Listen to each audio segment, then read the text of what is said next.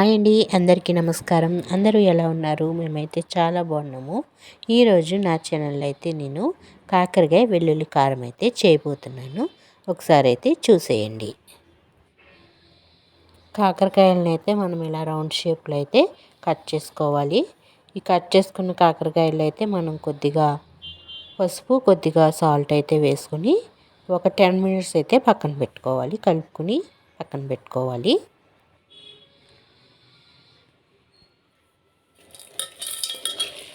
Salt అలాగే పసుపు అయితే ముక్కలకన్నిటికి పట్టేటట్టు కలుపుకొని ఒక 10 మినిట్స్ అయితే పక్కన పెట్టుకోవాలి.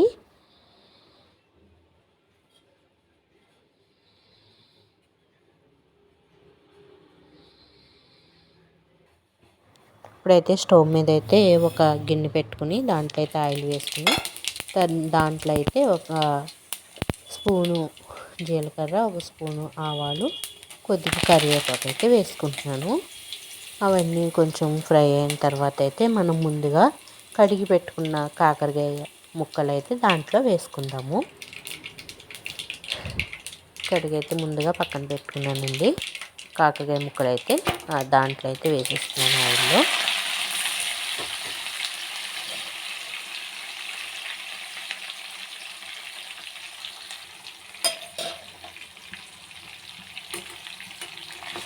ఆయిల్లో కాకరకాయ ముక్కలు వేసిన తర్వాత అయితే వీటిని అయితే ఒకసారి అయితే కలుపుకుంటున్నాను. మొత్తం అంతా కలిసేటట్టు అయితే ఒకసారి కలుపుకుంటున్నాను. దీన్ని అయితే ఒక 2 మినిట్స్ అయితే మూత పెట్టి అయితే ఉంచుకోవాలండి, మగ్గించుకోవాలి.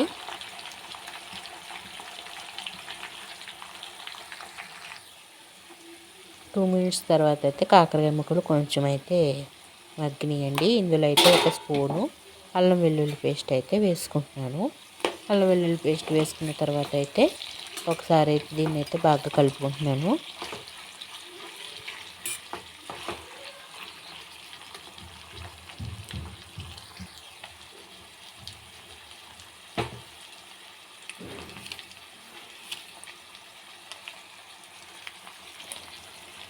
ఇందులో అయితే ఒక స్పూను సాల్ట్ అయితే వేసుకుంటున్నానండి. అలాగే కొద్దిగా పసుపు కూడా అయితే వేసుకుంటున్నాను.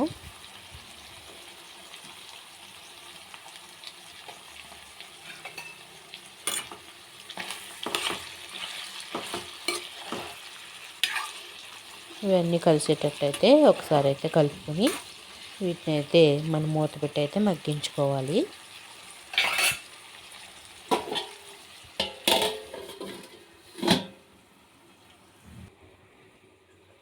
కాకరకాయలు అయితే బాగా వేగిన తర్వాత అయితే మనమైతే ఇవైతే పొడి చేసుకుని అయితే వేసుకోవాలి. ధనియాలు, మినపప్పు, శనగపప్పు, నువ్వులు, జీలకర్ర అయితే తీసుకున్నాను. అవైతే ఆయిల్ లేకుండా అయితే మనం వీటిని కొద్దిగా అయితే వేపుకోవాలి. కొంచెం వేగేదాకా అయితే మనం వేపుకోవాలి.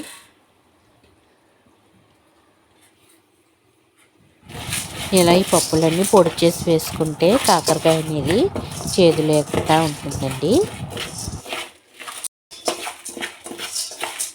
ఇలా కలర్ చేంజ్ అయ్యేదాకా అయితే మనం వేసుకోవాలి.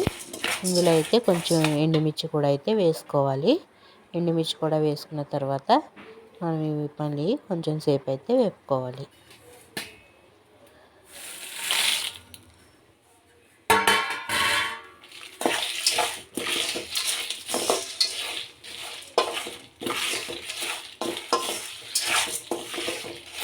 ఇవైతే బాగా వేగిపోయినాయి కదండి. ఇవైతే చల్లారబెట్టుకుని అయితే మనం మిక్సీ పట్టుకోవాలి.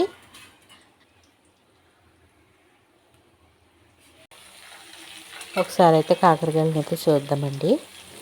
కాకరకాయలు అయితే ఇంకా అయితే వేగాలి. టైం అయితే ఎక్కువైతే తీసుకుంటుందండి వేగడానికి. ఇలా కాకుండా ఎక్కువ అయితే ఆయిల్ తీసుకుని అందులో కూడా ఫ్రై చేసుకోవచ్చు. కానీ నేనైతే ఇలానే చేస్తానండి.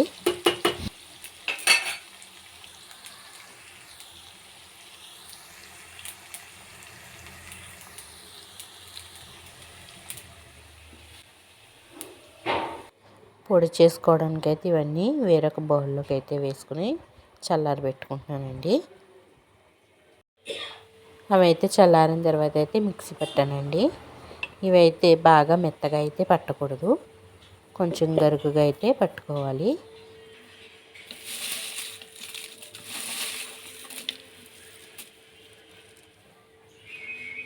ఇందులో అయితే ఇప్పుడు నేను వెల్లుల్లిపాయలు అయితే వేస్తున్నానండి. కొంచెం ఎక్కువగానే వెల్లుల్లిపాయలు అయితే వేసుకుని మళ్ళీ ఒకసారి అయితే మిక్సీ పట్టాలి.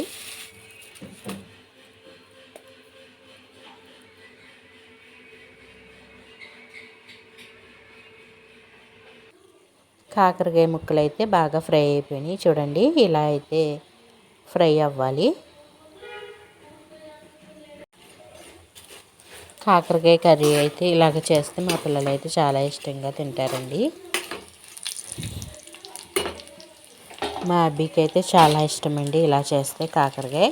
మామూలుగా కర్రీ చేస్తే అయితే తినడు, ఇలా చేస్తే అయితే ఇష్టంగా తింటాడు. ఇప్పుడు ఈ పొడిని అయితే మనము కాకరకాయలు అయితే ఫ్రై అయిపోయినాయి కదండి, ఇందులో అయితే వేసేసుకుందాము.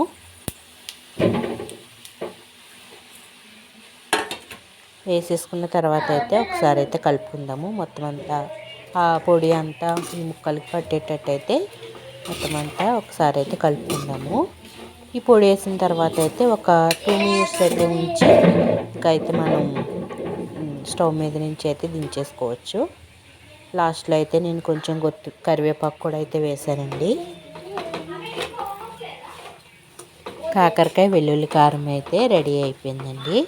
చాలా టేస్టీగా ఉంటుంది. ఇలా అయితే ఒకసారి చేసుకుని ట్రై చేయండి, పిల్లలు కూడా చాలా ఇష్టంగా తింటారు. ఇందులో అయితే కొద్దిగా నెయ్యి వేసుకుని తింటే ఇంకా చాలా బాగుంటుందండి. మా వీడియోస్ మీకు నచ్చినట్లయితే ప్లీజ్ మా ఛానల్ని అయితే సబ్స్క్రైబ్ చేయండి, లైక్ చేయండి.